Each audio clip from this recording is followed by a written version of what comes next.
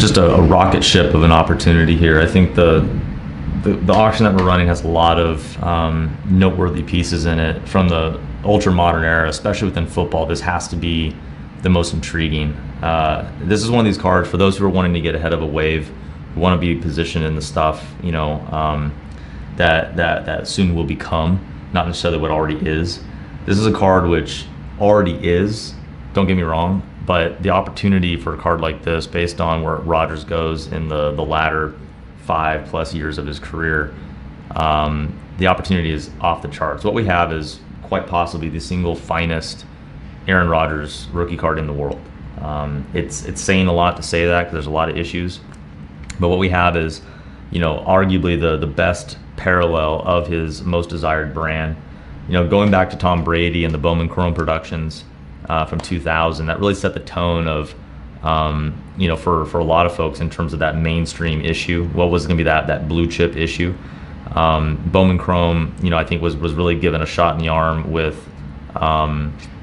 with Brady and his rookie production. What we have here is the Bowman Chrome of Aaron Rodgers 5 years later, but it isn't just a refractor, but it's a parallel of that refractor. It's the gold parallel, and it's just a mind-blowing thing. But the gold parallel, look at that. It's the only copy ever made. So unlike the other gold parallels from other issues, which often have production numbers in the 10 to 50, the gold parallel, for whatever crazy mad scientist there was at Bowman Chrome, they decided to make just one. And so what we have here is truly a museum piece. It's one of these cards that, to whatever degree Aaron Rodgers and his brand mature, this is the stock that probably best aligns yourself with Aaron Rodgers more than any trading card we've ever sold. It's just it's a very special once in a lifetime opportunity, and frankly, it's whatever it brings. You could argue it's probably too cheap. Aside from the superlatives of the card and its rarity and how special it is, the overall aesthetics also are something that warrant some descriptor.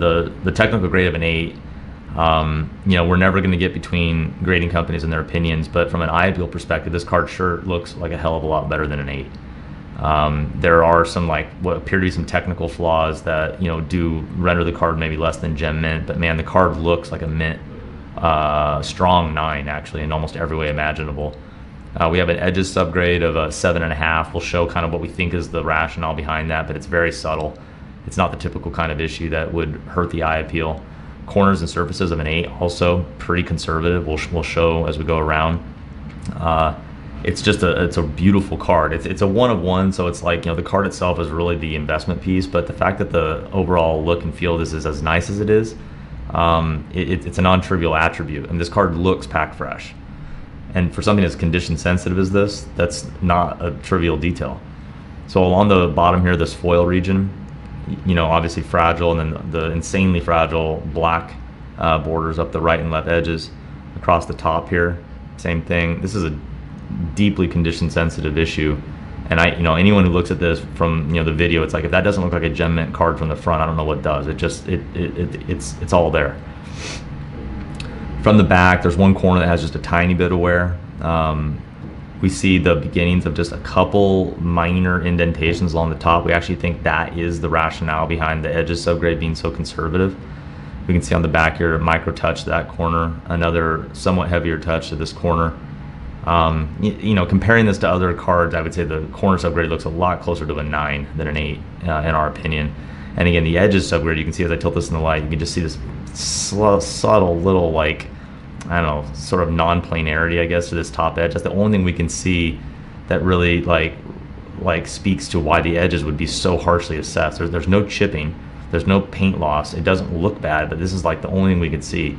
It almost looks like you could just take your finger and just press it down and it would just go away. So it's very harshly assessed in our opinion, but that only adds value to what the card as it currently sits. And when we're talking about value, gosh, I don't know. It's like, if we mentioned Tom Brady, if there even was a Tom Brady gold refractor, which frankly, to be clear, doesn't even exist. But if it did, gosh, you're looking at a card that's many 7 figures. I mean, it could potentially be an 8-figure asset. This particular card, Aaron Rodgers okay, not Tom Brady, but man, he's on that list of immortality, the very short list of the best in the game. And last year he was the best. So it's up to anyone to determine like where the price point should be for something like this. But obviously the upside is immense, and this is one of these cards that you just, it's being offered publicly here. Who knows if it'll be offered publicly ever again? It's a beautiful portfolio diversification for those who insist on owning the best. This one checks all the boxes.